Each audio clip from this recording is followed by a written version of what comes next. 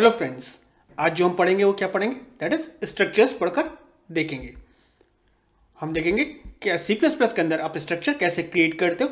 Last time video में जो आपने पढ़ा था वो प्रीडिफाइंड स्ट्रक्चर जो डेट एंड टाइम के थे उनको पढ़कर देखा था। दैट मीन्स आपने डेट और टाइम प्रिंट कर देखा था।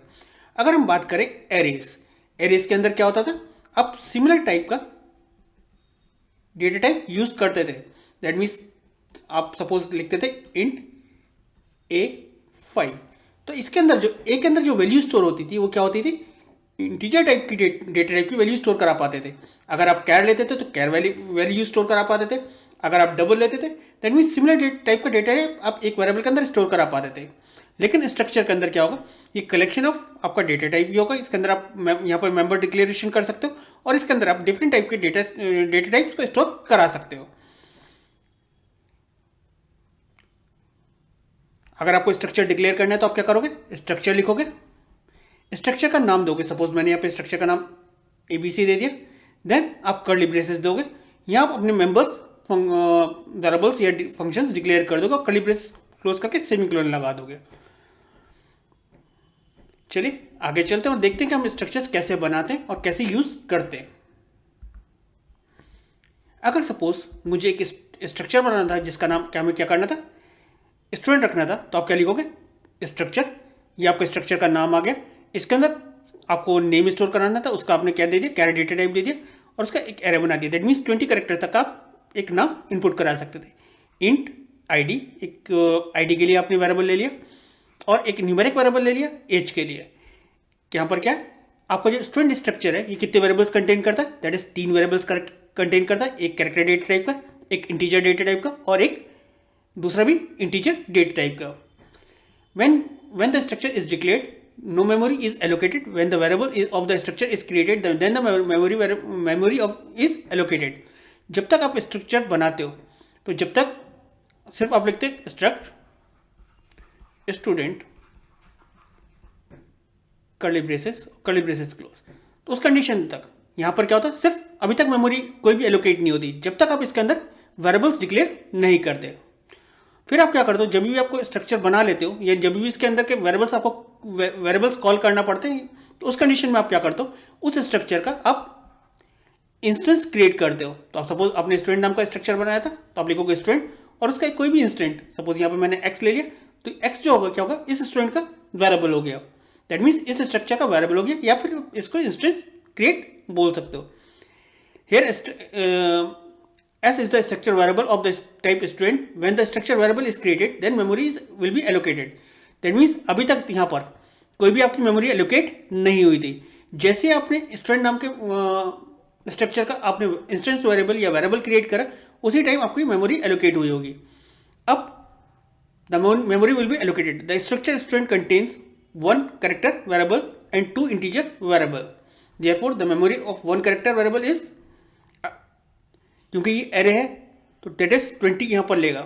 आपका एक इंटीजर कितना लेता है, दैट इज 4 बाइट्स, और आपका दूसरा इंटीजर कितना लेता है, that is 4 bytes.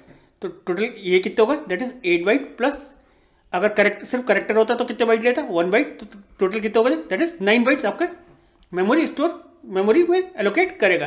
Total memory occupies by the S variable is 9 bytes.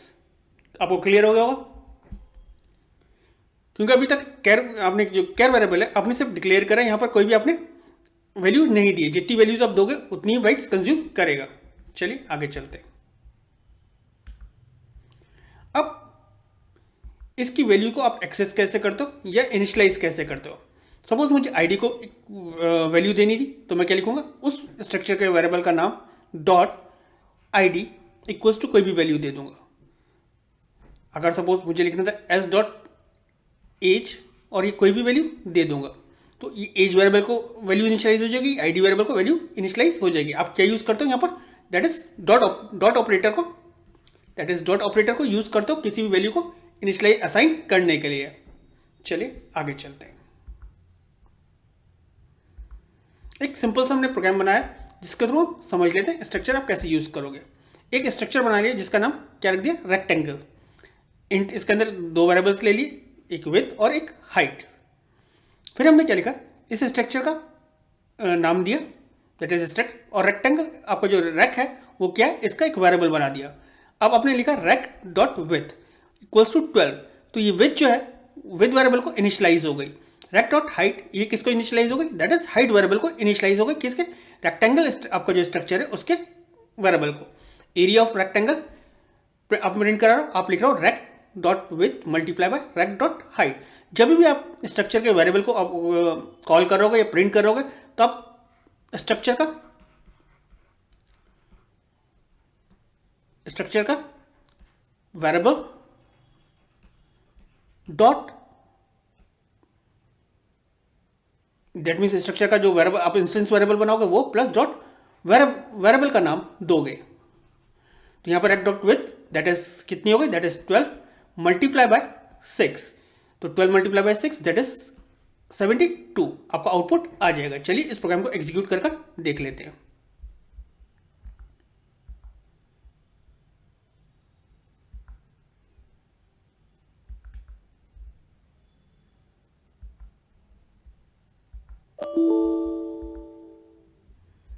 Build and run करता हूं मैं, या फिर F9 प्रेस कर सकते हो आप, तो इसका आउटपुट यहां पर आ गया। तो ये आपको क्लियर हो गया होगा। चलिए आगे चलते हैं।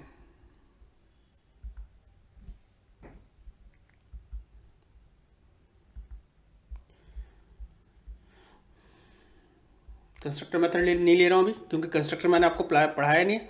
अब स्ट्रक्चर एज फंक्शन आर्ग्यूमेंट, आप स्ट्रक्चर को एज फंक्शन आर्ग्यूमेंट भी पास कर सकते हो। तो यहां पर हमने क्या करा, एक फंक्शन बनाया है जिसका नाम क्या रखा है, प्रिंट बुक्स। इसके अंदर जो आपने आर्ग्यूमेंट पास करा वो क्या है, स्ट्रक्चर है, और किस नाम का स्ट्रक्चर है, दैट इज बुक्स, और उसका आपने क्या बना दिया, एक वेरिएबल बना दिया दैट इज कॉल्ड बुक। याद रखिएगा यहाँ पे बुक्स जो है और ये बुक उसका वेरिएबल है, ये क्या है, दैट इज स्ट्रक्चर नेम, और ये क्या है, दैट इज स्ट्रक्चर वेरिएबल। फिर आपने स्ट्रक्चर बनाया दैट इज बुक्स, उसके अंदर आपने क्या दिया, टाइटल दिया, ऑथर का नाम दिया एक वेरिएबल, एक सब्जेक्ट वेरिएबल दिया, एक की बुक की आईडी दिया। देन आपने क्या करा, मेन फंक्शन के अंदर है, यहाँ पर क्या लिखा, बुक्स का दो ऑब्जेक्ट बनाए, एक बुक 1 और एक book 2। Book 1 dot title, that means book 1 dot का टाइटल आपने फंक्शन यूज करा strcpy। स्ट्रिंग cpy क्या करेगा, दैट इज स्ट्रिंग कॉपी करता है। या तो आप ऐसे लिख सकते हो या आप इसको इनिशियलाइज कर देते, book 1 dot title learn C++ program, book 1 dot author testing, book 1 dot subject C++ book dot ID that is 1000। तो आपके ये किसको इनिशियलाइज होगा, टाइटल को इनिशियलाइज हो गया, ऑथर को इनिशियलाइज हो गया, सब्जेक्ट को इनिशियलाइज हो गया और बुक आईडी को इनिशियलाइज हो गया। ऐसे आपने दूसरे ऑब्जेक्ट के लिए book dot two title English learning, book dot two author Rashid, book dot two subject English, book dot two ID equals to 2000। और आप याद करिए कि आपने strcpy फंक्शन किस लिए करा, दैट इज स्ट्रिंग कॉपी करने के लिए। देन आपने बुक 1 को और बुक 2 को प्रिंट करा दिया, दोनों ये प्रिंट फंक्शन कॉल करा, प्रिंट बुक्स नाम का फंक्शन जो है वो कॉल करा, और बुक 1 का जो आपने स्ट्रक्चर का ऑब्जेक्ट बनाया था उसको प्रिंट करा दिया, और बुक 2 का जो ऑब्जेक्ट था उसको प्रिंट करा दिया। प्रिंट कराने के लिए प्रिंट बुक्स आपने फंक्शन यहाँ डिक्लेयर करा, इसके अंदर आपने क्या करा, पूरा बुक्स का जो ऑब्जेक्ट था वो पास करा। फिर आपने book title, book dot title, book dot author और बुक डॉट सब्जेक्ट और बुक डॉट आईडी को प्रिंट कराया है। जब इस फंक्शन को कॉल करोगे तो बुक का टाइटल, ऑथर, बुक का सब्जेक्ट और बुक की आईडी प्रिंट हो जाएगी। तो हमने यहाँ पे करा क्या है, हमने यहाँ पे फंक्शन के अंदर स्ट्रक्चर पास करा है। अभी तक आप क्या कर रहे थे, आपने रेफरेंस पास करके देखा था, पॉइंटर पास करके देखा था, वैल्यू पास करके देखी थी। अभी जो आपने आज जो पास करा है वो क्या पास करा है, दैट इज फंक्शन के अंदर स्ट्रक्चर पास करा है। चलिए इस प्रोग्राम को एग्जीक्यूट करते हैं।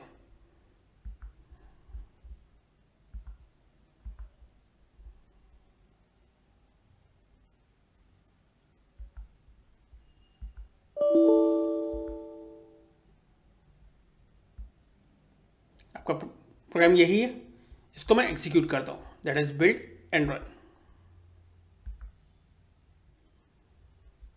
तो ये आपका आउटपुट जो मैंने अभी बताया था वो यहां पर आ गया। क्लियर हो गया होगा आपको ये। चलिए अपनी नेक्स्ट स्लाइड पर चलते हैं।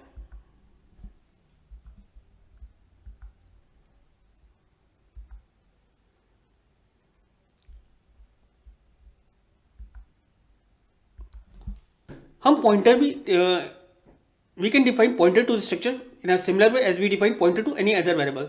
दैट मीन्स जैसे हम पॉइंटर किसी अदर दूसरे वेरिएबल के लिए बनाते थे, वैसे हम पॉइंटर के स्ट्रक्चर के लिए भी क्रिएट कर सकते हैं। तो यहाँ पर हमने स्ट्रक्चर जैसा अभी लास्ट टाइम बनाया था वो यहाँ पर क्रिएट कर लिया।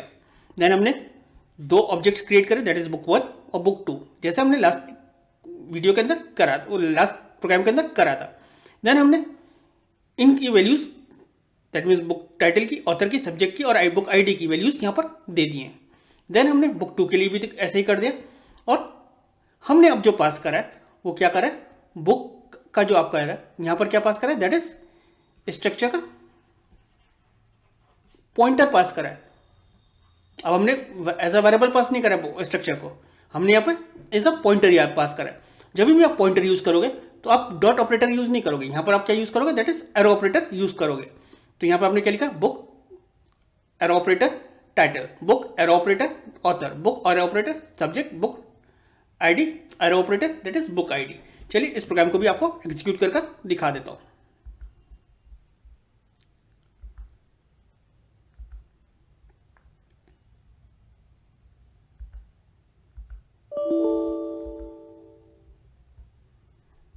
ठीक है, प्रोग्राम आपको दिखा दे रहा हूँ।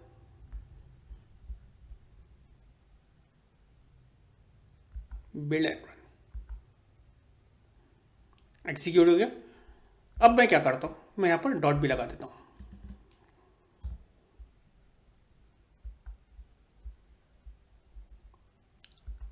बिल्ड एंड रन, यहाँ पर क्या आ रहा है, दैट इज आपका एरर आ रहा है, book for the member title is the book of, यहाँ पर पॉइंटर वेरिएबल आपको बता रहा है which is a pointer type. तो यहाँ पर हमें क्या यूज करना पड़ेगा, दैट इज एरो ऑपरेटर। जैसे लास्ट वो उसमें हमने करा था, दैट इज हमने डॉट लगा दिया था और कॉल कर लिया था। जब आप पॉइंटर डिक्लेयर करोगे तो आपको क्या यूज करना पड़ेगा, that is arrow operator use करना पड़ेगा। देखिए मैं अब चलाऊंगा तो ये अब एग्जीक्यूट हो जाएगा। क्लियर है ये आपको। तो आज जो हमने पढ़कर देखा वो क्या पढ़कर देखा, हमने देखा स्ट्रक्चर आप कैसे डिक्लेयर करते हो। देन आपने पढ़कर देखा इसको स्ट्रक्चर को असाइन की वेरिएबल को वैल्यू कैसे असाइन करते हो। देन आपने देखा स्ट्रक्चर की वैल्यूज को आप कैसे एक्सेस करते हो। देन आपने फंक्शन के अंदर स्ट्रक्चर पास कर देखा। देन आपने फंक्शन के अंदर स्ट्रक्चर को एज अ पॉइंटर यूज कर देखा। अगर इस टॉपिक के अंदर आपको कोई भी डाउट हो या कोई भी प्रॉब्लम आ रही हो तो प्लीज़ आप मुझे कमेंट सेक्शन में लिखें। मैं कोशिश करूंगा कि आपके डाउट्स को क्लियर कर सकूं और आपके कमेंट्स का रिप्लाई कर सकूं। Thank you.